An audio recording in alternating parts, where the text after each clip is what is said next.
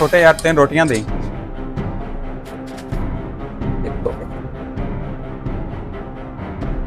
ਅੱਗੇ ਦਾ ਭਰਾ 2 ਰੋਟੀਆਂ ਲੈ ਜਾਂਦੇ ਆ 3 ਲਈ ਜਾਂਦੇ।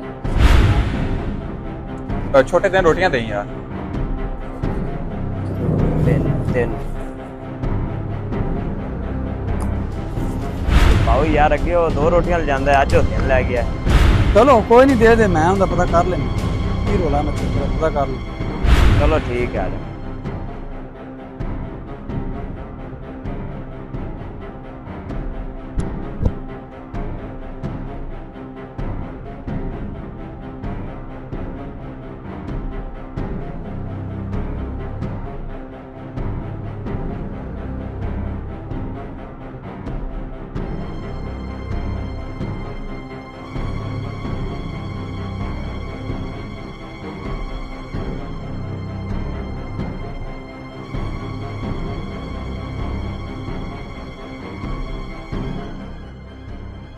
अच्छा, ਜਿਹੜੇ ਵਾਧੂ ਰੋਟੀ ਲਿਆਂਦਾ ਹੈ ਇੱਕ ਬੇਵਾ ਦੀ ਮਦਦ ਕਰਦਾ ਹੈ, काफ़ी अच्छा इंसान है। जब आप अल्लाह के बंदों पर मेहरबान रहेंगे तो अल्लाह आप पर मेहरबान रहेगा।